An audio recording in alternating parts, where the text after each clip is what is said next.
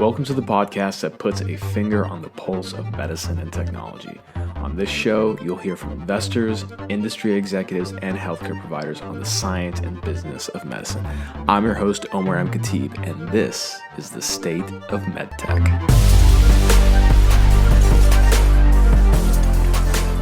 So welcome back to the show. So we have another great sales episode, specifically a sales leadership episode for you. And even if you're not in sales, you can gain so much from this episode because it's somebody who I deeply respect and admire in terms of not only his ability to develop very effective commercial strategies, but more importantly, his role as a leader. And that's my guest, and I'm very happy to say good friend, Tony Recupero. So Tony and I guess, learned about each other through the wonders of LinkedIn many years ago. I was a young marketing manager, and I started writing a lot of articles on marketing and sales strategy, and Tony was actually reading them. I was really caught by surprise when somebody from SI-BONE, who was a rep at the time, sent me a message and said, hey, you know, our chief commercial officer actually just sent our entire team one of your articles, right? So Tony currently is the president of SI-BONE, and SI-BONE is a publicly traded spine technology company with a great story. I really love how they've commercialized and, more importantly, gone through the path of driving product adoption. I'll let you kind of do your research and check that out. But originally, I knew about Tony before we even got connected on LinkedIn through this book called Product Launch. So for those of you who are in product or in marketing, I highly recommend getting this book. It's a thin book, which means that it just gets down to brass tacks. And he wrote this book with Nicholas Kerr, who's also an executive over at SI-BONE. And they talk about the actual steps and framework to commercialize product. Now, let me give you a little bit of background on Tony and why this episode is going to be so fantastic. And I'm going to read actually directly from the book because it does the best job of summarizing his, pretty illustrious career. So Tony is a proven commercial leader with over 25 years of medical device experience. He started his career at United States Surgical Corp, aka US Surgical. If you're a young professional, you've not heard of US Surgical, all you need to know is that some of the greats in our industry from a sales and marketing standpoint, they essentially went through US Surgical. It is unbelievable the number of CEOs, senior executive board members, they all just map back to that company. So what I would say is, for those of you who are familiar with the class at Intuitive Surgical from 2000 to about 2009, you can map those people back to a place like US Surgical. Okay, so at US Surgical, he led the Soldier Spine Tech sales force. And then, and this is in my opinion, one of the big hallmarks of his career, he built a highly acclaimed sales force for Kyphon that grew the company, get this, from $0 to $220 million in revenue. And he did this very early on in his career. And even more so, and so for those of you who are familiar with the kyphoplasty, that's essentially came from Kyphon. Now, here's what's even more interesting and more impressive is that as a result of growing the revenue and getting this much traction, in 2007, Medtronic acquired Kyphon for what ended up being the, at least MedTech's most historical acquisition of a spine company. They acquired them for $4.2 billion, right? Which is, that's a big acquisition, right? And so in this episode, we cover a lot of Tony's story, but also his thoughts in terms of when it comes to sales leadership, what does it take to be a great leader? But also his approach when it comes to commercial. SI-BONE is a great example of a company, one of the few, in my opinion, in our industry, that actually has done a good job of adopting digital modalities, whether it's through marketing or sales, in terms of driving their product adoption. And one of the things that I'm very proud to say, and you'll hear it here in this episode, is that Tony has actually mentioned that some of the senior leadership that they have hired to take on the digital approaches were a result of some of the early writings that I have in my articles many years ago when I was talking about commercialization using digital channels. So with that being said, check out this episode with Tony Recupero. And then if you are a medical sales leader or medical sales representative, if you haven't seen it yet, I have a free webinar training that teaches you about digital medical sales, essentially how do you grow your pipeline and drive product adoption at scale without leaving your office and doing it digitally through social media. So if you're interested in that, check the notes below. I'm leaving a link. Go watch that webinar. And as a result of that webinar, you get a free LinkedIn consult with me. I'm going to jump on the phone with you for 30 minutes, give you some feedback on your sales strategy, your LinkedIn profile as it pertains to that, as well as your career, and then tell you a little bit about my program. And if you qualify, then I'll be happy to welcome you in as another member. So with that being said, here's our episode with President of SI-BONE, Tony Recupero. Enjoy. Are live. Hey everybody, Omar M. Khateeb, your host and head of state for the State of MedTech. I'm honored to have somebody that, I've looked up to and admired for a long time. We've been good friends since I was early on in my career here in the medical device world. I read a book he co-authored. I highly recommend, even if you're not in product, salespeople should read it too, called Product Launch, a practical guide to launching medical device products. And that is Tony Recupero. Tony, thank you so much for joining us on the show. How are you doing today?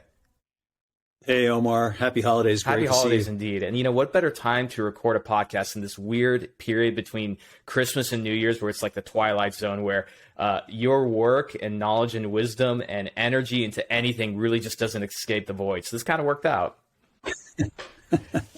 For sure. Looking forward to it. Absolutely. Now, Tony, you've had such an illustrious career, and, I wanted to have you on just because there's a lot of sales reps who, go to work at a place like SI-BONE just for the chance that they get to go to a conference and spend 5 minutes just even listening to you. So we get a nice full hour just to kind of chat through things. But one of the things I want to highlight and kick off, and I want you to kind of cover your story. But one of the things that really launched your career was early on in the 90s, you were part of this company called Kyphon. They introduced the balloon kyphoplasty. And again, that was at the very start of your career. You led that company to about $220 million in sales, and then later on, one of the largest implant acquisitions in history, which was $4 billion being acquired to Medtronic. But tell us a little bit about yourself. Where are you from, and how did you get into med device? And we kind of go from there. I want to talk about what you're doing at SI-BONE as well, but I want to hear your origin story. Yeah, happy to, Omar. Born and raised in upstate New York, the Albany area. And once I finished school, I was really sort of hell-bent to get out to the West Coast. When you're sort of sitting there and it's 20 below zero on January 1st and you're watching the Rose Parade and it's 75 degrees and sunny, it's like, what am I doing in Albany? So anyway, loaded up my 67 Chevy with my newly minted mid-year diploma. And, I won't bore the audience with why it was a mid-year, but let's just say that it was a dream of mine to get out to the West Coast. I sort of fell into medical device by accident. First couple of years of the career were in consumer products and really didn't enjoy that. Really sort of questioned whether or not selling was going to be a career for me. But got a call and an interview with a company called US Surgical. And at the time, US Surgical was marketing surgical stapling devices and just getting into laparoscopic products. And, I grew up in a blue collar family. And I think at that point in time, they told me their top reps were, scratching six figures. And I was like, how do I sign up for that? And there's like, they were very sort of cautious about, warning me. They said it's a really hard company to work for, very demanding. Most people don't last more than 2 years. And I was, again, I didn't come from an area where people had these kinds of opportunities. Very blue collar. My dad was a bricklayer. My mom was a secretary for a state senator. And, I just felt very fortunate to even be considered for a role like that.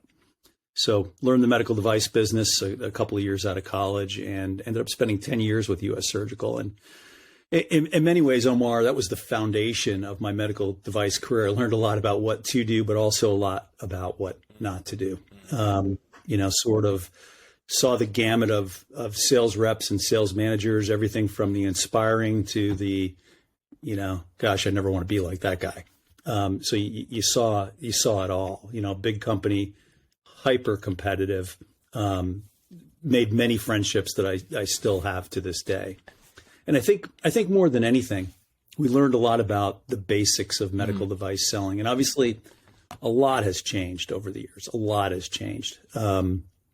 But learned discipline, learned sort of good practices. The company was highly invested in training and developing its people. And that's something I've carried with me, whether it's been at Kyphon or here at SI-BONE, is the development of our people and enabling them to be successful, sort of hire great people and sort of lay out what the direction is and then let them be creative. So those were sort of the early formative years. And obviously we can talk about any aspects we want, but I owe a lot to that company for sort of creating a mental framework for Amazing. me. And something I want to mention, and I believe at the time, I want to make sure I get the names right. Leon Hirsch was over at US Surgical Corp, correct? Leading it?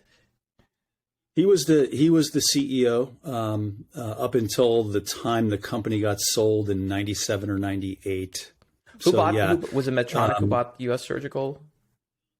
No, there was a couple of steps in between. I'm drawing a blank on the name of the company. It was a company. I had left at that point in time. I left in December of 97. I want to say it was January of 98.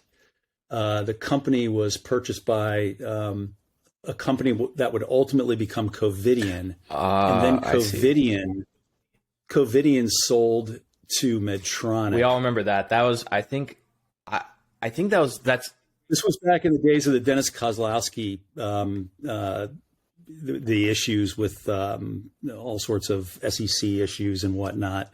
I was gone out of the company by that point in time, but it was a company that had they had fire prevention. It was sort of I want to say like a Bermuda-based company. Got it. And I remember Covidien when that happened, because I think Medtronic bought Covidien for about like $48 billion in cash, and that was just insane. But for the young reps who are listening, I think knowing your history is important. What's interesting about the med device world is that our history isn't documented. Like, you have to hear it from people who've been there, and so a lot of people in my generation, they meet people from the intuitive of the early 2000s are like, oh man, sales and business development there was insane, which I highly respect. But I tell people, I'm like, well, if you think that's impressive, you should have seen the group of people over at US Surgical. And for those who are listening, do some research on US Surgical, because it was that for me, because my late mentor Chris Sells was there, and I feel like a lot of the Gen X and generation above that of med device people, like really top-notch people, they were all at US Surgical. And it's kind of like old school med device mafia. I mean, it was when and you can see it. Like when I go to the conferences and I see some of the older guys who are getting together and they're chatting, older guys and gals, and I'm like, I think that's a US Surgical crowd, because you can just tell there's a swagger, there's a presence to those people. Even when you talk to them, the questions they ask you, like, oh, nice, like, how are you doing? For some reason, you can feel like underneath the surface, the level of like tension and prestige that comes with people like that. Do you feel like that's kind of the environment that was harbored there? Absolutely. And in some ways it's inspiring to hear that sort of group got recognized. Interestingly, a lot of the original leadership, like Chris and Jerry McNamara, were US Surgical people, right? So it was a tremendously talented people in a high pressure environment. And, it wasn't for everybody, but for many of us, it was an opportunity to excel and be recognized and be developed. The company invested in me through manager training. I became a manager, ended up negotiating national accounts, won some big ones and lost some as well, and one of the things I've learned over the years is I think you tend to learn a little bit more through your failures in life than your successes, So there was sort of good and bad, and those were the things that sort of formed, I think, who I later became as a leader. When I transitioned out of being a sales rep into leadership, those were many of the lessons that stayed with me. But I think you're right. There was an article that was written, I want to say it was like in the late 80s or something, about U.S. surgical sales reps being the green beret of the surgical selling world, and it really was true, because the discipline that we were put through and how much ultimately what it was about was not about so much about the ego side, but Leon Hirsch had this vision that sales reps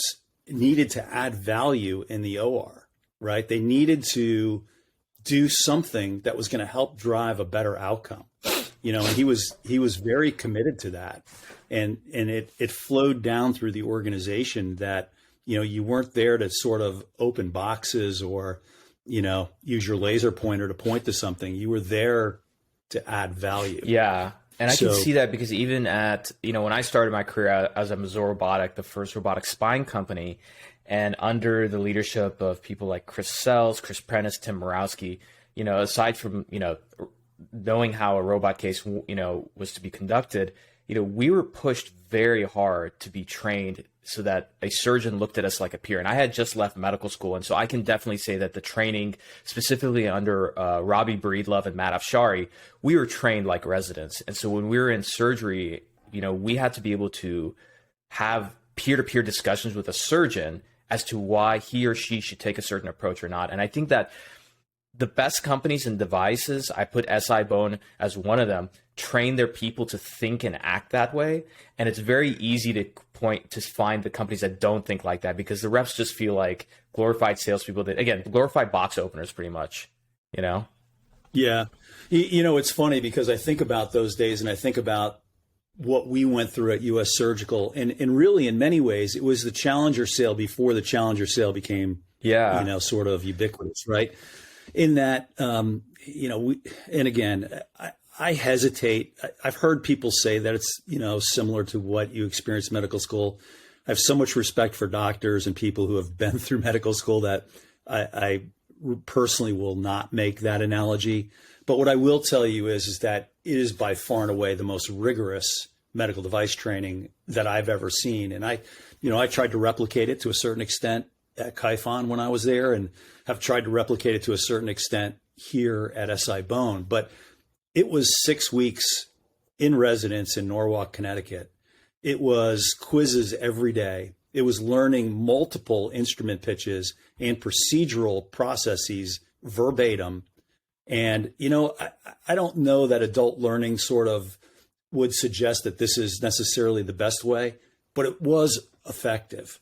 We had weekly exams that you had to score 90% or better, or you were sent home. And people did get sent home, 95 on the final, pitches verbatim. And I thought to myself at the time, I can remember, sort of experience the stress that anyone might when they go through that.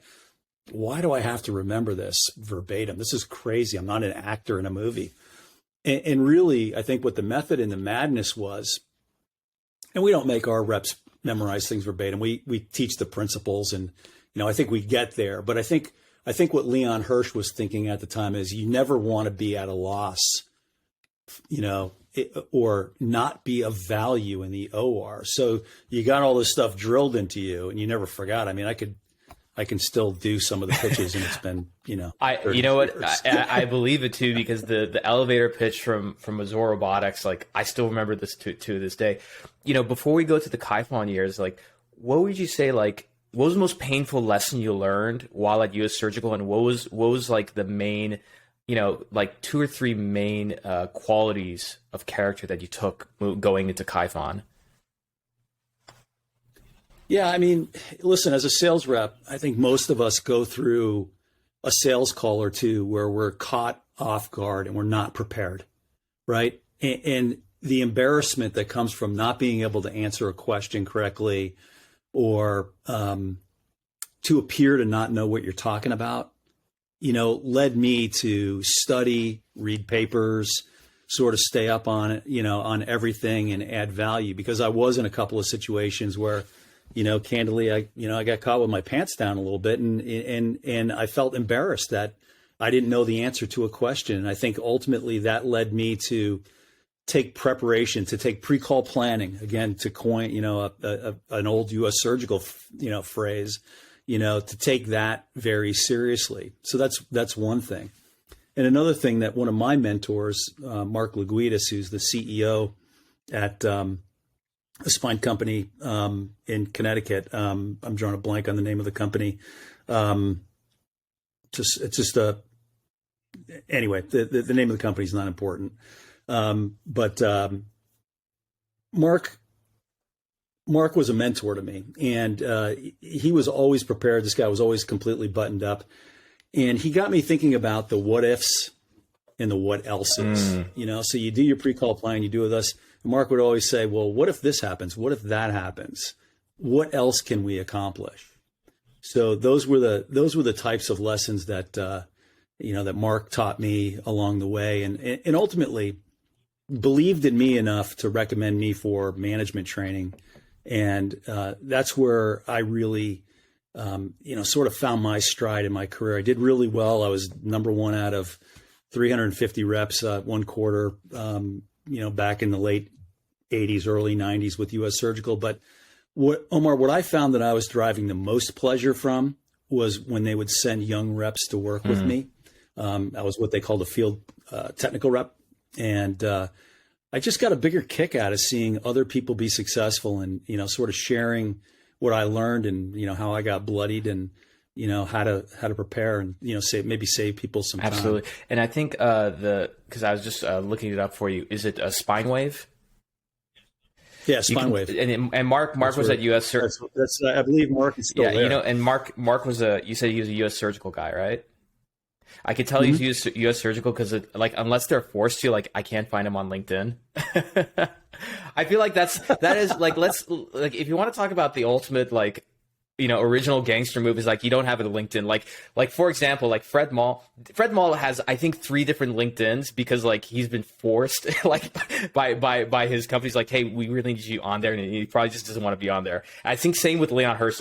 I think Leon Hirsch got on LinkedIn just because the Mullings Group had done an interview with him, and so he's yeah, I should probably be on there now. So, and I think his wife actually manages it. yeah, you're right, exactly.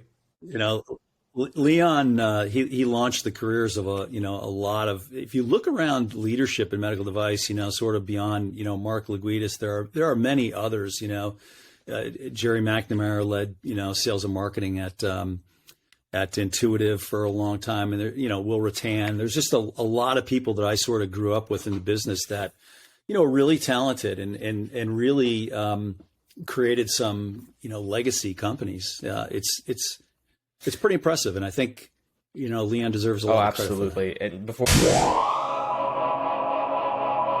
Hey, we're going to take a quick commercial break. If you're in medical sales, you don't want to skip this. So if you are a sales rep that's struggling to grow pipeline and hit quota, you're going to want to listen to this. Or are you a sales leader? Maybe you're frustrated because your team just can't seem to get any traction at all. And, you're at the end of the line. You don't know what to do. So if that's the case, listen closely. I'm going to share a secret to not only solving this problem, but how you could get results at a scale you never thought was possible. So during the pandemic, I was in the exact same position. I was just like you. I was at a medtech company. We were selling capital equipment. We had a lot of problems getting access to hospitals. And, we're a small company. We had just ended our partnership with the world's largest privately held med device company. But the problem was that we only had 4 salespeople, and we were also running out of the money. And then the hospital shut down right in April because of COVID. This really was the kiss of death. But with the support of my CEO at the time, I was allowed to try my digital medical sales strategy, right? And so essentially for about 30 minutes a day, I was the head of marketing back then. 30 minutes a day, I essentially used LinkedIn and a few other digital channels and strategies to try and get traction. So what were the results? In 60 days, that's right, that's only 2 months, I was able to put 35 deals in the pipeline of a variety of different hospitals. Big hospitals such as University of Kansas or UCSF or Cleveland Clinic, right, and smaller regional hospitals, HCA facilities, etc. And this was done again while I was still managing the marketing department. So you can only imagine what my results could have been if I focused on that 100%. Right? So what exactly did I do? Well, I knew that physicians and hospital administrators were using channels such as LinkedIn. And so I went to the channels that they were already on, found ways to connect with them, engage them. And then through email, messenger, and a few other channels, I was able to get their attention. I was able to persuade them into virtual demos and then move them forward. right? The results were remarkable. So since then, I started actually my own online training program called the Medical Sales Network Effects Program. It's an online course, and the results that people are getting are really amazing. And I just had to share a couple. So Gaida, who works with spine surgeons, made this post and said, "Hey guys, wanted to share a big win for me this past weekend. I went to a networking event, not knowing who I was going to meet. To my surprise, I was approached by a spine surgeon who's been watching my content on LinkedIn and asked if I could show him my portfolio. I have a meeting with him next week. I'm really excited, and I can't believe I'm getting the results. Thanks to Omar and the Medical Sales Network Effects Program, I've been motivated to really stay consistent in terms of putting out content and using LinkedIn." Another person, so for those of you who know the MAD device rep, the MAD device rep is actually a capital sales rep, right? So the MAD device rep shares this great story where he says, "Hey guys, wanted to share this win from earlier in the week. I had a meeting with a surgeon to discuss a new complex product and was reminded about the power of using LinkedIn in the conversation. I referenced some LinkedIn posts related to this product category from several well-known surgeons during the conversation, and this got the surgeon's attention. I was instantly able to build more credibility for both myself and the product using the information from this national peer group. Turns out, the surgeon I was trying to sell to follows those same surgeons on LinkedIn and couldn't believe that I did too. I now have a trial on the books along with more trust from that surgeon. These tactics I learned from the Medical Sales Network Effects Program work just as well in person as they do on LinkedIn." And those, my friends, are just two of many great testimonials, and I want you to be the next one. So if you're interested to learn more for yourself as a salesperson, or maybe you're a sales leader looking to level up your team, check the show notes below for a link to book time with me for a quick consult and to learn how my program can help you persuade at scale and drive product adoption in a way you've never seen before. So with that being said, let's get back to the episode. Before you get to Kyphon, one story that comes to mind. Do you know Christian Babini? Yeah. So Christian Babini, a great guy, wonderful man, but at the time when I was at Mazor, Christian was the VP of sales at MedTech Rosa, who was our rival, right? And I didn't know this at the time, but Chris Sells, he's our VP of sales, right? Christian Babini. Again, these guys look like they're straight out of the Godfather movie, just, dressed impeccably. They have this air of presence to them.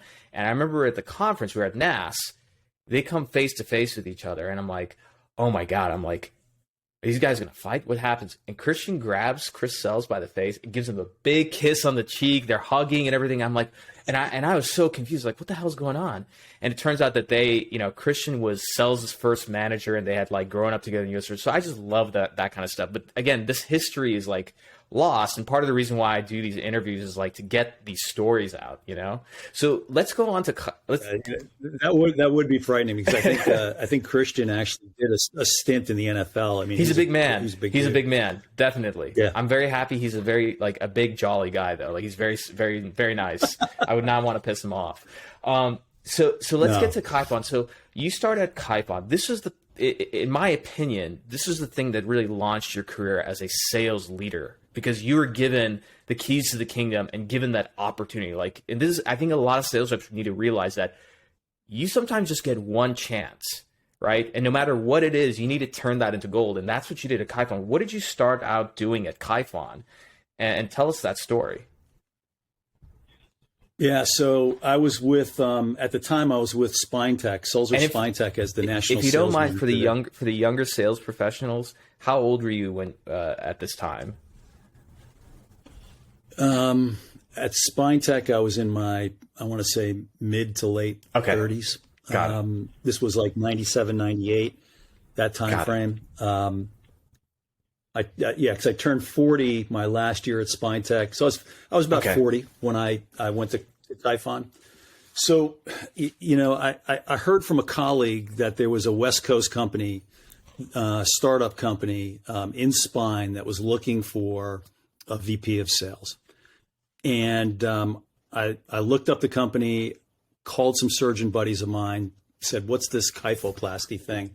do you think it's going to go anywhere? And, about half said, yeah, I think it is. And the other half said, nah, it's just a fad. So I did a little bit more research, and I reached out to Karen Talmadge, who's one of the co-founders. And I said, hey, Karen, it's Tony Recupero. I'm the national sales manager at SpineTech. She goes, yeah, I know who you are. She said, we were going to reach out to you, but, we are about to extend an offer for a VP of sales. And I said, Karen, I don't mean to sound bold, but don't do it. I'll fly myself out on my own dime. Let me come out and talk with you. And she's like, okay. So I fly out, I meet with Karen, have a great conversation. And she said, do you know how to get to Berkeley? And I said, yeah, I've spent some time in the Bay Area. Pre-GPS, I can get there. She goes, I want you. Exactly. Yeah. Pull out your maps, right? Your Thomas guide. So yeah. We'll have to put some references. I'll put some Wikipedia links. Yeah, for the Gen Z, where they're like, "What's a map?" So they truly know how old I am. Anyway, long story short, I drove out to Berkeley and met with Mark Riley, who co-founded Kyphon with Karen, and we just hit it off. And one thing led to another, and I got offered the job. Started the first couple of months on the job as the national sales director, and I think within a few months they promoted me to VP of sales. But basically, when I got there were a couple of accounts that were sort of doing a little bit of research and trialing it. The company had just gotten its 510K clearance, but we didn't have a sales force yet. We're just starting to build it. So hold on, Tony. I got to stop you right there. I got to. We glossed over something very important. This company. Sure. Was about to send an offer. Like, they already committed, like, hey, we like whoever this person is that they're going to send an offer to. You convince them not to. You fly out on your own dime, okay? And to be fair, it's not like you had been like a VP of sales for a couple of decades. This would have been your first role as VP of sales. What the hell did you tell them? There's something you said that was the tip of the spear of them changing their mind. Every salesperson, if I don't ask that question, every salesperson is going to call me and be like, what the hell? Why didn't you ask him what he said? What did you think you told them? What was the story that you changed? Yeah, I think we talked a lot about it. I mean, it's a long time ago, right? This is going back to October. It's only the most important part will stick out. So, listen, I think what resonated with Karen Talmadge was that, I wasn't this super slick,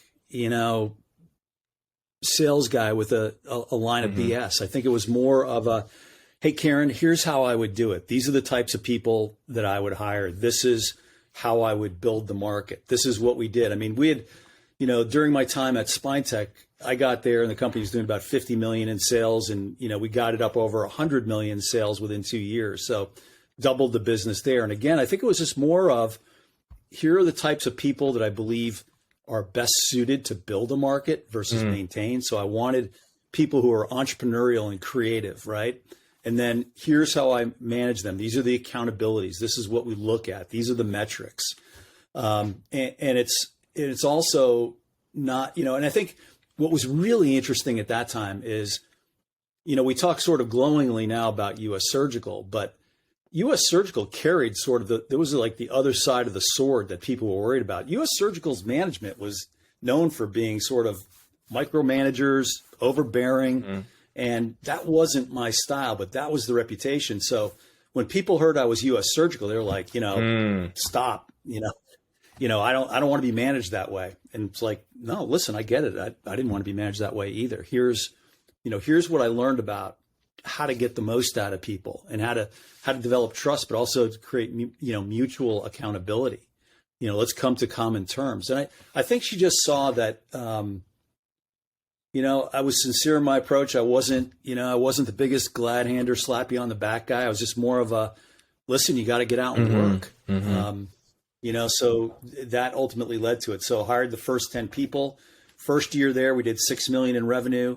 Second year, 36 to 76 to I think like 131. And the last year I was there, I think we did 210, 220, what was something the year like that. Prior to you joining? So first year that you did 6 million in sales, what did your prior? Do you happen to remember what they did? In '99, I think they did like 275,000 in revenue. And so when you take over as a sales leader, I mean, there's so many things that go into place that are extremely important. One is like foundational pieces, which is, what are you how do you describe the product? How do you pitch it? The objective, the more tactical stuff. But between the tactics and strategy, there's a foundation of culture, discipline, the characteristics. How important was that? What was that foundation that you laid down? And how important were your first hires for that? Yeah. Culture is important, and ultimately we got there, but it wasn't there right from the get-go because Karen had hired some folks actually that I had worked with at SpineTech before I arrived. She hired 2 or 3, which she was calling like clinical people to help out. And these people were very good at what they did from a clinical standpoint, but they weren't necessarily salespeople. And, early on, I got some resistance from some of those folks, because they didn't want it to be too salesy, and they were trying to influence the direction of the company in a way that I think wouldn't have necessarily led Kyphon to be as successful as it ultimately was. So I had to sort of gently move the organization in a direction rather than just come in with an iron fist. Sort of, I've seen some of the work that you've done. You talk about before you can persuade, you have to get attention, right? Yes. So. These were some of the things that I had to do, is sort of help people to understand where it could go. For example, one of the things that I noted was, first of all, what's the DRG that we fit into? What's the reimbursement in the DRG? Why did we set our price up for, at $1,000 per kyphoplasty kit? I'm like, Karen, we're getting like no resistance at $1,000. I think we could sell this for $2,000 or $3,000. And ultimately we made a decision to increase the price of the product. That I was, some in marketing were saying, don't do that. We'll never get that price. And ultimately that's what led to 6 million, 36, 76, 131, 220. So that's super important. That played a big role, sort of understanding the environment that you're in. And then, gradually over time, I began to bring in people that I felt like were business builders, right? What I wanted to see in a sales rep is that they could take something that didn't exist on the market before and build a franchise in their area. And I think by and large, with the first 20 reps, I think we got it right, probably 17 or 18 out of the 20. There were some people that it wasn't the best fit. And with some of them, we moved them into other parts of the organization. And with, some, like any company, the fit isn't there. You don't get it right 100% of the time. But I think sort of recognizing what it would take, and then sort of creating the, I don't want to say a mold because that's the wrong word. I didn't want people to fit into the mold, but I knew that they had to have certain skill sets to be successful. I think it was Paul Green who wrote a book on behavioral interviewing, said the best predictor of future performance is past performance. So I wanted to see people who had built something before. And also people who had the sort of personality that they wouldn't be discouraged if they got no. They'd sort of persist and move business. And ultimately we hired some great people. And many of those people, by the way, are leading companies, around the industry now. Yeah, absolutely. And something I want to point back to. I think because I'm fortunate enough that a lot of salespeople enjoy my content on LinkedIn. They reach out for advice, and I think a lot of them are looking to get better as salespeople. But I think that the best thing is to start expanding your education. So I think stereotypically, someone who's really focused on sales might come in and just say, "We're going to sell more," but your approach about we're pricing this wrong, that by itself just increase the sales, and you probably didn't even get that many more. Going from 200 to 6, you definitely got more customers. But again, just that pricing by itself, right, probably gave you guys more capital within the first quarter. You were able to hire more salespeople, do more support, focus on customer success. So by quarter 3 and 4, like you hit that 6 million, no problem, right? Yeah. Well, it was that, but also, the common thing that you see in many very successful medical device startups is there's got to be an unmet need, right? I mean, people, particularly women who had bone density issues were experiencing compression fractures at a pretty high rate, right? So there was a clear need in the marketplace. I think mistakenly, a lot of people think that vertebroplasty was sort of common and this replaced it. And it really didn't. There was a couple of interventional radiologists on the East Coast who were doing vertebroplasty, but there really wasn't much in the way of vertebroplasty outside of France. So we literally, created a market.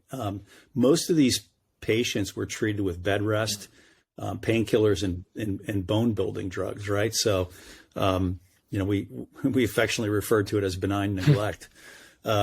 This was a way that, you could get patients back up and mobile, because the one thing you need to do to build bone is you need to move. So, bed rest accelerates the decline in bone quality. Got it. A couple of questions, about your Kyphon years before you moved to SI-BONE. But again, I want to be mindful of your time. Are you good on time right now? Yeah. Perfect. Fine. Perfect. We can kind of keep rolling. So, just because for people who are out there, because they're going to try and figure out, did I work with somebody at US? Did I work with somebody who was at Kyphon? Who are some of the more well-known names that worked with you at Kyphon? I think Dave Schumers, was Dave Schumers one of them? Dave Schumers was there.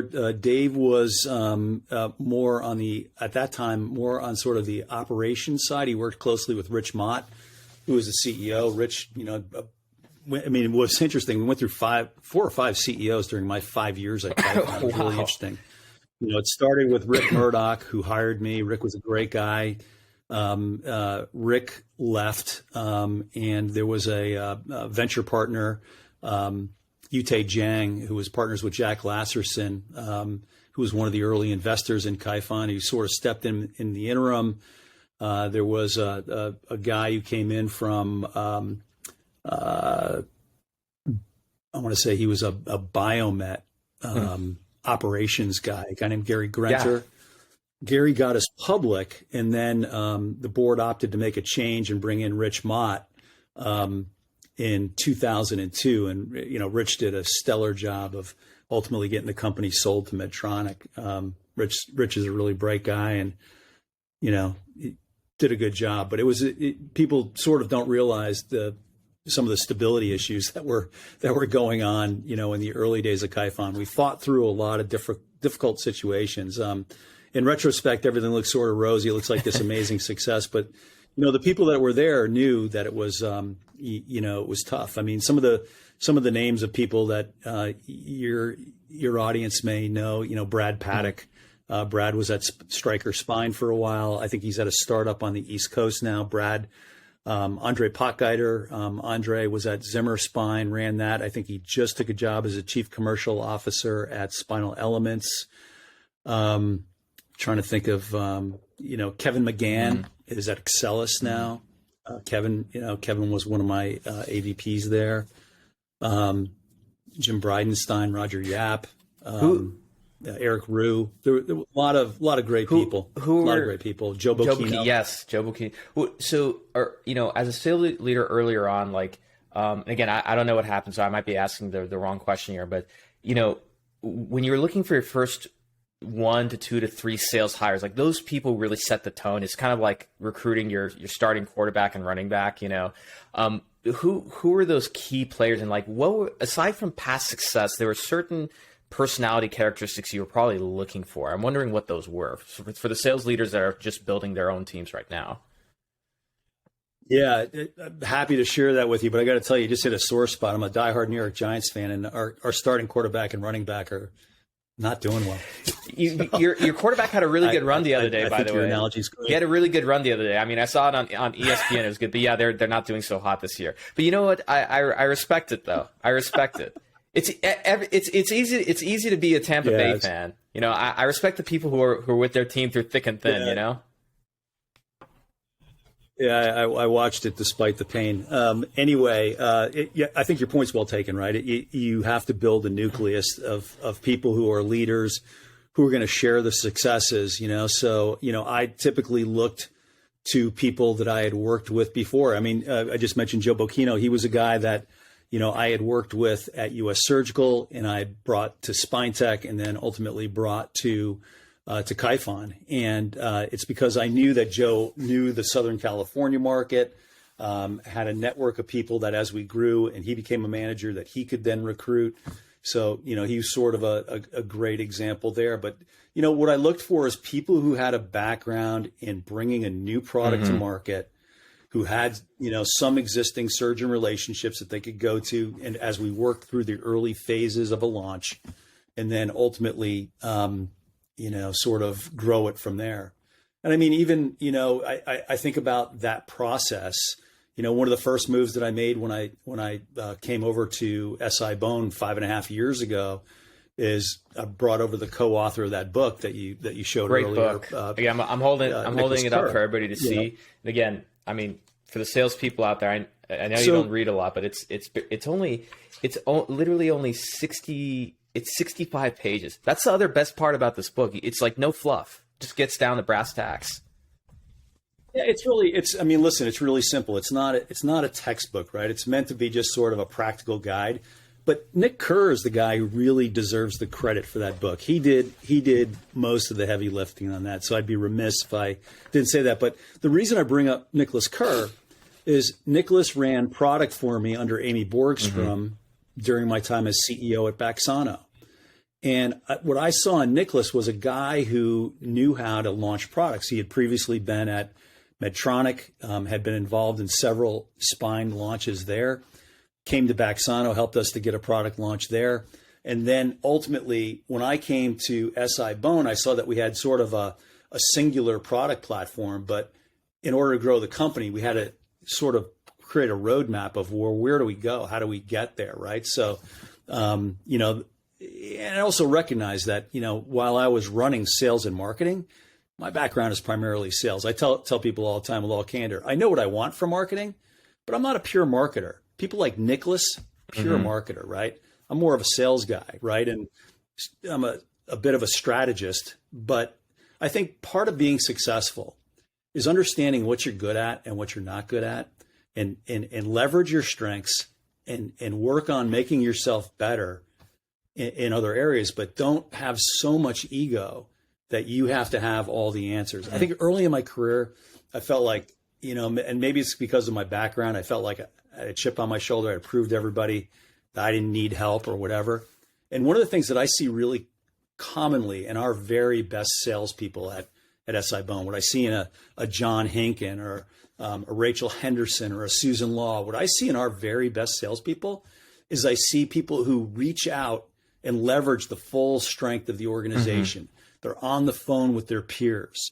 They're constantly refining their game. If you want to be good in medical device, you have to be a student of the game. You really do.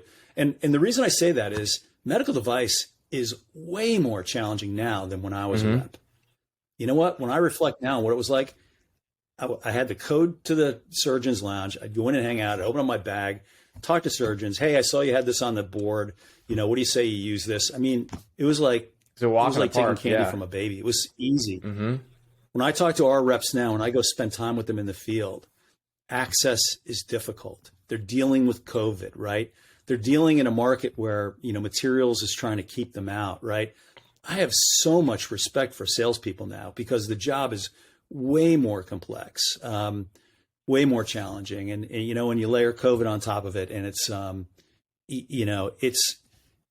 a business for the thinking person. If you're going to be successful in it, you really have to be thoughtful about what you do. Absolutely. And I got to tell you, like it hit me hard because exact same words from, again, my late mentor and our good friend Chris Sells back in 2013, because I was, I started off in sales before I'm going into marketing. I know you and we both share this philosophy that you become a better marketer if you carry the bag. Again, for marketers out there who did not go into sales, that doesn't mean you can't be good, but you have to spend a lot of time with salespeople so you understand what it's like.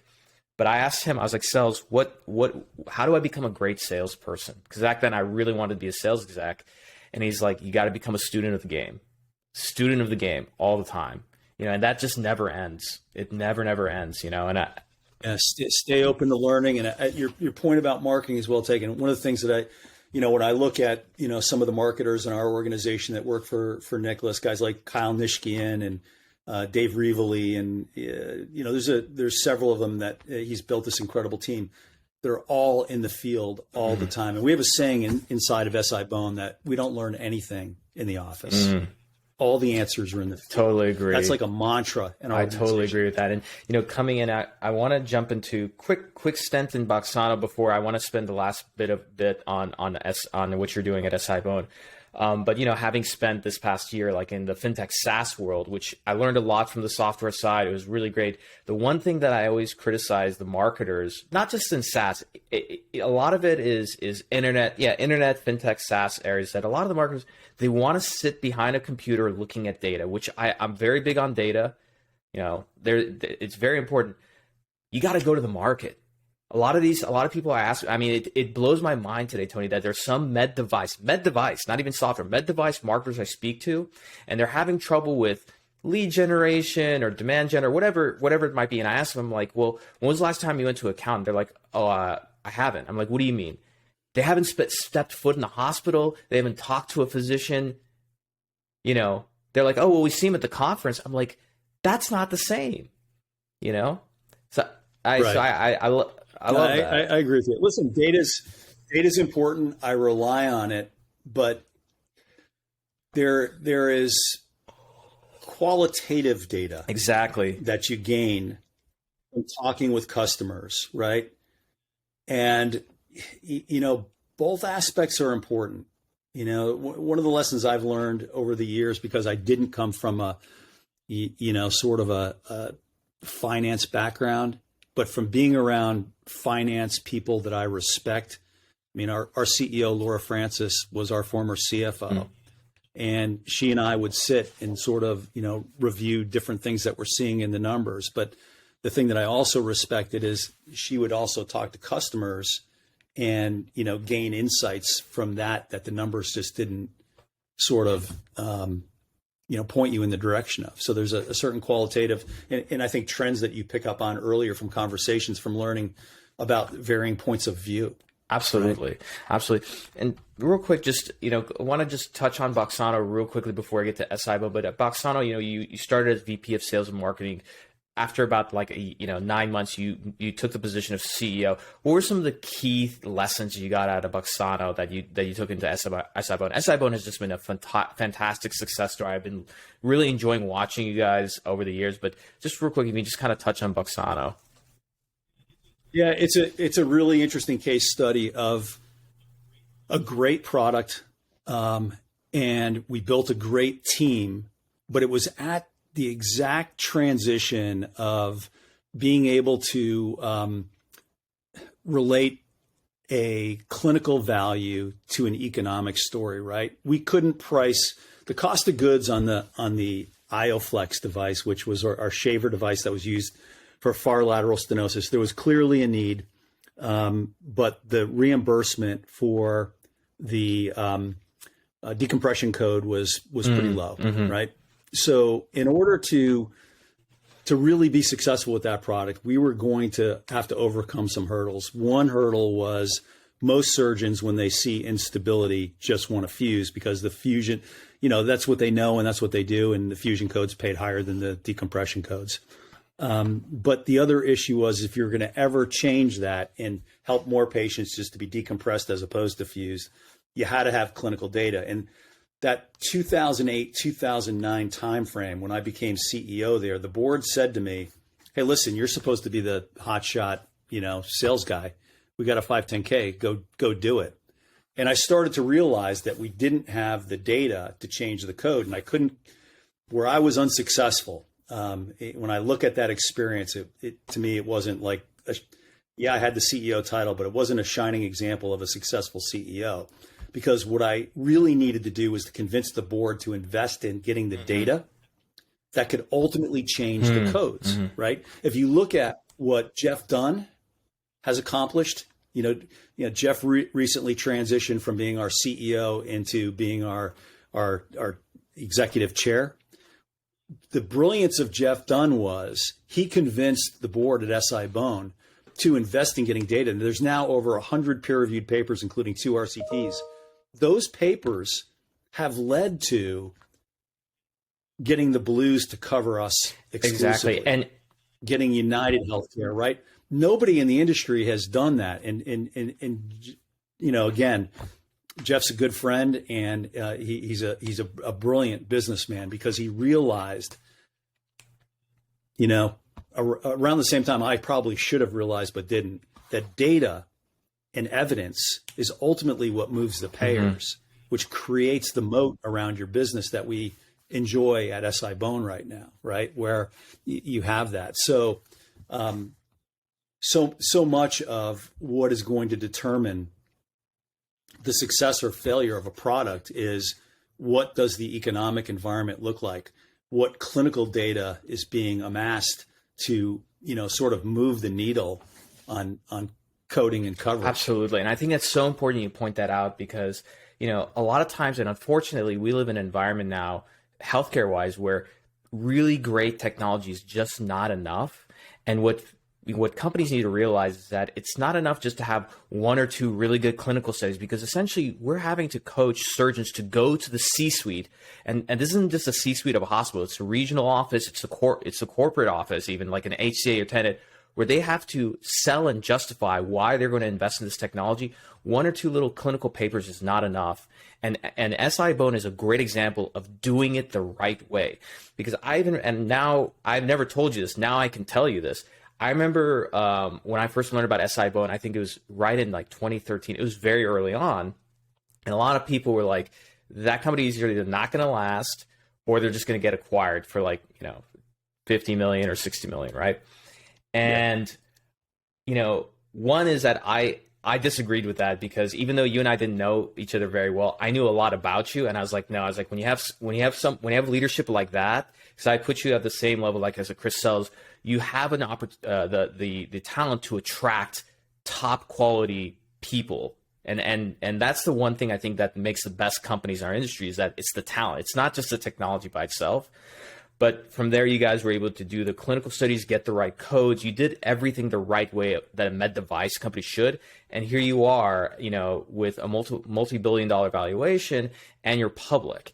And most importantly, this is the best part, is that most med device companies were built to essentially just be one-trick ponies, get acquired. You've not only built a moat, but you've had various products that you've built off of your core flagship product. In my opinion, that's the right way to do it. Yeah. Nicholas Kerr and I sat down early on and got with Scott Yerby, and we took a look at the IP, and we talked to surgeons, and we sort of divided into sections, Omar. We sort of said, first, let's solve for why would somebody not use us, and let's try to fix those issues, right? So we created navigation compatibility and robotics compatibility. And then we said, what are the adjacencies? What can we do in trauma? What could we do in deformity surgery? And then what else? What should we look at acquiring, right? So we haven't acquired anything yet, but we keep an eye on the marketplace. And we also made a decision that we wanted to, we sort of looked at the spine companies and then looked at the hip and knee companies, and nobody was really owning the sacropelvic. Nobody, that's right. Nobody. Right? And we sort of said, let's innovate in that space. And that's what we really tried to do. So there was a great sort of nucleus of people there already. And then, listen, when I first heard about SI-BONE, I was skeptical. And I think the skepticism was born more out of my own lack of knowledge of the solution. But I remember the first time I sat down with Jeff Dunn, and he shared with me the data, because of the experience I had at Baxano, where I couldn't convince my board to invest in getting data. I said to myself, after Trans One acquired Baxano back in 2013, Ken Reale called me and said, hey, I want to keep you on as my executive VP of sales. And I said, thanks, but no thanks. Because what I realized at that point in 2013 is all future successes in medical device, you're going to have evidence. The game has changed in medical device. When I was at US Surgical, you could have a cool new whatever, right? And docs got what they wanted, moreover, right? And doctor opinion still matters. Don't kid yourself. Any rep who says, well, this is on form. I mean, you can still have an influence. You can still make a difference. but it's a heck of a lot easier when you got the data, right? So I made a decision at that point in time that I was going to join a company that was committed to science. And Jeff convinced me that SI-BONE was. And, I remember calling my wife after having lunch with Jeff saying, it's not a matter of if this company is going to get public and be successful. It's just a matter of when. And I told her, I think it'll take 2 years. And it's funny because I joined in July of 16 and we took it public in October of 18. And, tremendous leadership on the part of Jeff Dunn and Laura Francis and Scott Yerby, Nicholas, so many incredibly talented and committed people. Well, early on the sales side, like, what was the most important thing when it came to pushing the adoption of the technology? Because again, I remember back in 2014, 2015, SI Fusion wasn't extremely that common. It was more of like this like nice thing to do.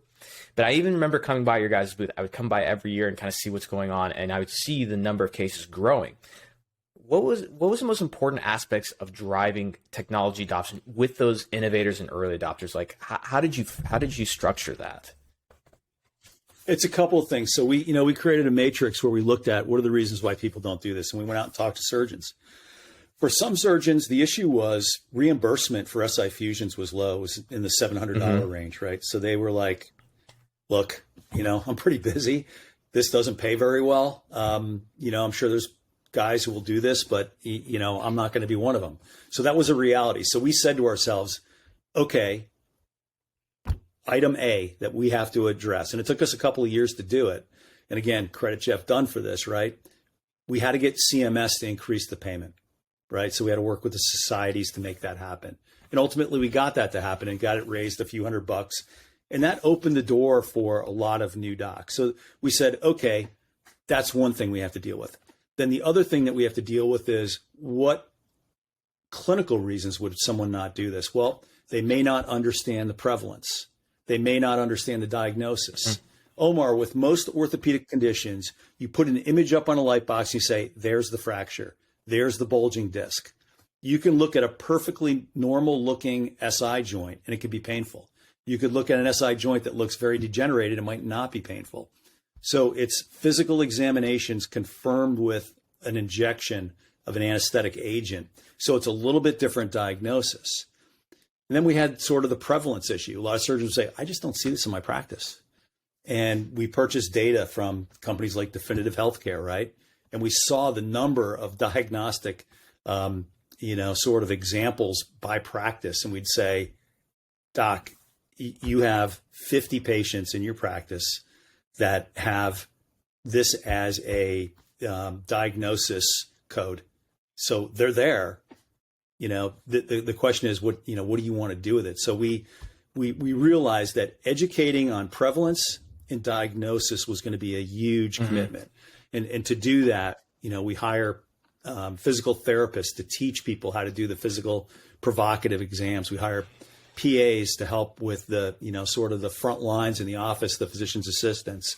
And then what we also did is put a program in place where we said, when a surgeon has a big practice doing a lot of multi-level fusions, this may not fit. We were just sort of sober about the reality. And we said, what surgeons would want to have this as part of their practice? And one of the things that we realized is that a lot of new surgeons, newly minted, spine fellows coming out of practice looking for a place that they can build their practice. So we really doubled down on our investment in academic education centers.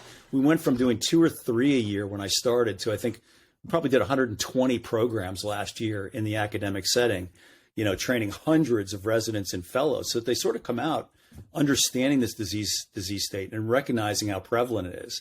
I mean, most people don't realize is that the literature says anywhere between 15 and 30% of all low back pain is actually the SI. It's a lot of people. It's an often misdiagnosed condition. It's a lot of people, right? A lot of people have back pain. Let's just say those numbers are completely off and it's 5 to 10%. That's still a ton of people. Yeah.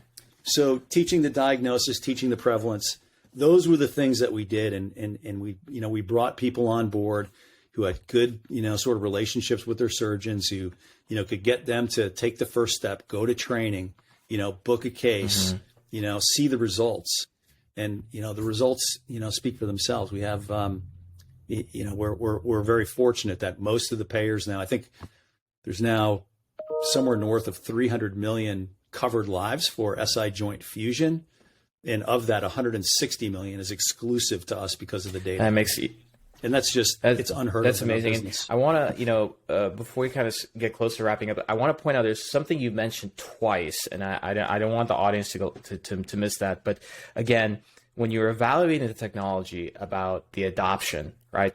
You didn't ask the question of like, what makes this great, et cetera. You've said it twice here that you said, why wouldn't somebody adopt the technology? Why is that? Why ask it that way? Well, listen, it's great that people are believers, and I think you have to spend time with them to understand what they saw, because I think that can be informative, but also you have to avail yourselves of people who have differing points of view. You can't just sort of talk to people who tell you what you want to hear. You have to sort of listen to the hard truth and then make strategic decisions based around that. I completely agree. And I think, for me, a lot of my career has been focused on Jeff Moore's work with crossing the chasm in technology adoption. And I think what people miss, and I think your question starting there reveals a lot of this, is that to actually cross the chasm and get to the early and late majority market, you have to know why they won't actually purchase. And I think a lot of salespeople can learn a lot when, you're not going to sell everybody today, but asking a surgeon, what would they need to see for them to adopt? I think that reveals just so much more. Well, it's funny because I can remember in my first medical device sales job, I took over a territory, from a guy who had been pretty successful. And I sat down with him over lunch and said, let's go through the account list, and I can remember, he was a really good rep, but he would say, don't call on this doc. He's this, that, and the other thing. And this guy, he's great, go see him right away. And don't call on this one. Don't call on this one. Right. And the first thing I did is I went and called on all the docs that he told me not to, because I wanted to understand why somebody wasn't using it. And one of the things that I came to realize is, as reps, we often convince ourselves that someone has made a decision, and then we make it reality because we stop calling on them for whatever reason, or because we got our noses bloodied a few times. You know what I mean? I've been in that situation where I've had somebody sort of say, hey, I told you to go away, so, but from time to time you have to try, and you have to deliver value so that they have a reason to see you, work on the relationship. They might not be your customer today, but they could be your customer tomorrow. The other thing I would do is I would just say to them, hey, what would it take for me to be your number two? If your rep that you're comfortable with likes this, what do I need to do to earn a spot, on your list if they don't show up? That's a great question. I love that. Last question, and before we kind of wrap things up, one thing that I've always admired about SI-BONE, because you guys really started investing this early on before you had to. So what I mean by that is like pre-COVID. We've always had a very interesting approach when it came to not only the sales training, but also the side of digital marketing and everything. Can you talk a little bit about, like, I know you hired a new leader recently, but tell me about that philosophy and how you guys look at not only marketing, but also the way you train your people to develop a market. Yeah, well, listen, you deserve a lot of credit for this, because in many ways you were my inspiration to act on some thoughts or questions that were in my mind about what's the role of digital marketing in the future of medical device sales. You wrote an article, I think, called something like "The Death of Medical Device Sales" or something like that. I want to say it was like in November of 2020, right? And I remember reading that, and like any sort of typical medical device person, I'm like, what happened to Omar? Is he crazy? But the more I read it, the more I realized sort of the brilliance in it, right? In that the world is changing, and to get the ability to persuade, you have to get attention. And, I started talking within our own group with Joe Powers and Rena about digital marketing, and they did a really good job with it. But it became really clear to me that it was going to take on a life of its own. And I wanted to bring somebody in to the organization that had massive experience in consumer, because they they've been leveraging digital for a long time, right? And in a medical device, school's still out on whether or not it really works. At least, when I talk to my board, they have a lot of questions about, hey, is this gonna work? How do we know it's working? What are the metrics? What are the KPIs? That sort of thing, right? So I wanted to bring somebody in who knew a lot more about this than I do, and I wanted to pair somebody up with Rena because Rena was doing a great job with it. But, I think in Rena's case, she was sort of like a one person. She was doing a lot. Too much for any one person. And she had expressed an interest in, piloting this area. And I wanted to bring someone in that could help her to grow her career as well. So we found Brian Brovelite, who had done some time in agencies. It was at Kellogg, and we're still early in it, but we're making a heavy investment in it because we believe that there's an opportunity to help patients get the information that they need so that they can advocate for their health care. We see a lot of patients that get stuck in pain management practices and, are sort of led from one technology to the next, and very few of those technologies have any evidence. We wanted to, we certainly don't think that every patient needs surgery, but we want them to understand that when they reach the point where they're not getting the solution that they're looking for, that there is an alternative. So we said, some pain docs will send their patients over, but many won't. How do we help the patient to ask the right questions, right? For us, it's a little bit less about, sort of using it as a method to pat ourselves in the back on LinkedIn. It's more about how do we help patients find solutions. And I really love that. And again, I want to, I always give you guys a lot of credit because you're doing it the right way. One thing that I'll note, like a year ago, I was getting recruited for a specific company. I don't want to mention which one, but I was speaking to one of their C-suite leaders, and I asked about their thoughts about digital and everything. And this person told me we can do some of it. There's a playbook, we've used it here at this company and that company. Playbook. All right. So that was like red flag number one. We have a playbook. The other one they said was that they're like, well, we don't market. And this is for an elective procedure, by the way. They're like, oh, we don't market to patients. And I'm like, oh, why don't you market to patients? He's like, we don't do that. We're a med device company. That pharma does that. We don't do that.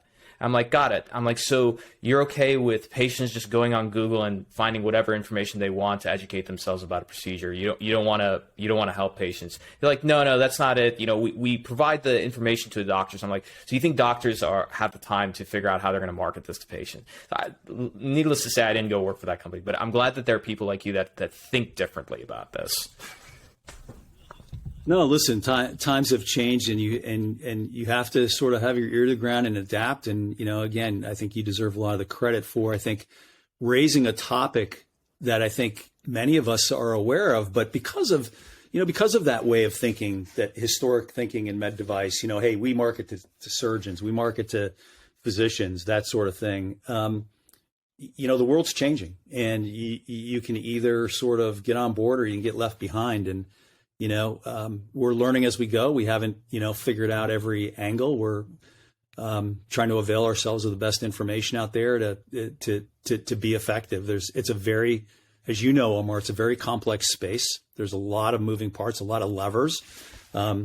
Figuring out how to do it effectively is something that we're committed to. Absolutely. And look, I'm really happy you spent some time with us. We're going to wrap things up with quick rapid fire questions, just a few of them. You answer them as quickly as you want. You can take as long as you want, but again, considering how busy you are, I'm very happy that you're able to come on the show. I'm going to call it out now though, just because I know my audience, they're going to ask to have you back. So we'll definitely be having you back. Hopefully next time we can do a LinkedIn Live because they really love doing a live Q&A. So rapid question. Yeah, definitely. I'm honored to be on. We're going to next we got to make you blow up on TikTok. Just joking. Don't worry. I don't have a TikTok, by the way. That's like the one place I've refused to open an account. But anyways, all right. You know what? I don't have one, but my kids are constantly sending me TikTok. So I have figured out how to access it. I can't wait to see the dance video. But I've realized it's incredibly entertaining, and I'm just worried I'm going to waste too much time. Yeah, no, absolutely. So just interesting thing about the TikTok algorithm. So on Twitter, their algorithm optimizes for retweets. So sharing TikTok, they don't optimize that. They optimize for engagement. So that's why it's such a viral app that you can spend a lot of time on. So anyways, let's get into the rapid fire questions. So during 2020, we bought a lot of stuff. We Amazon Primed a lot of things. What's the most interesting thing you bought for under $200 during the pandemic? And you can pull it into this year as well. It could be a book. It could be a cool gadget. What's something cool you got for under $200? Speed jump rope. Oh, nice. Yes. I'm a CrossFit guy, and I've been working on my double unders, and I've realized at my advanced age they don't come so easy. So I instead of improving myself, I improve my gear. No, the jump. Look, I do double unders too. The jump rope makes a huge deal. Do you remember the brand or the name of the jump rope? You know what? I just got it, and I don't remember the name, but I apologize. No, all good. Okay, so speed jumper, got it. So next question is that, as you mentioned, being a student of the game is very important. Continuing education is not only part of the medical culture, but it's also part of the medical device culture. What's a book you feel that you've recommended most often to people or gifted? You can't say yearbook. So, but what's a book that, for salespeople, I would say, that you recommend or gift most often?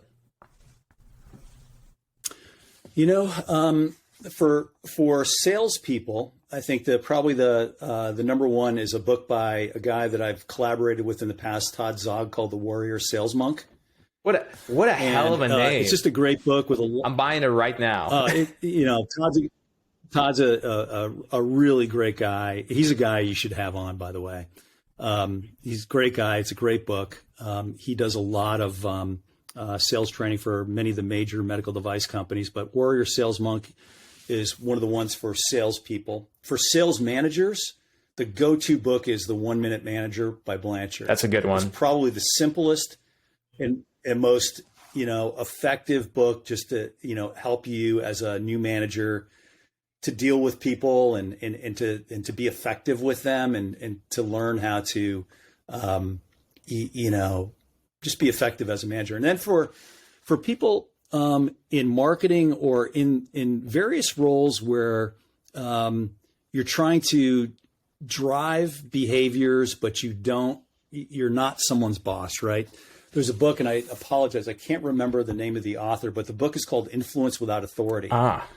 And it talks about, if you're a marketer, right, and you're trying to get mind share of salespeople, or how do you get the sales managers to embrace a concept that you're trying to, drive in your organization. So those are the Warrior Sales Monk, 1 Minute Manager, and Influence Without Authority would be the three books that I find myself recommending the most. Fantastic. All right, last question for you. So I want you to imagine that next year in 2022, I'm going to take out not only this is a billboard question, but I'm going to make it a notification. I take out a text notification. This notification is going to show up on the phone of every single sales rep and sales leader in med device throughout the country. Every day they're going to see this message. What message do you put on that notification?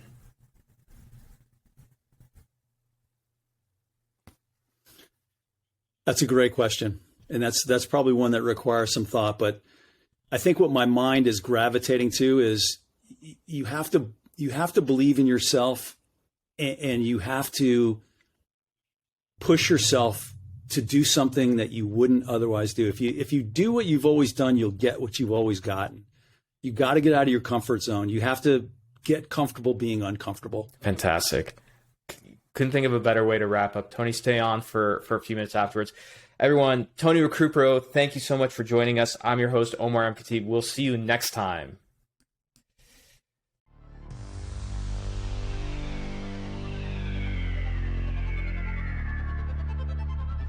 Thank you for listening to another episode of The State of MedTech. I'm your host, Omar Khateeb. Do us a favor, if you like this episode, share with somebody, and go ahead on Apple and Spotify, wherever you are, leave a 5-star review, type a few nice notes about us. This is how we get other people to find the show. Thank you, and we'll see you next time.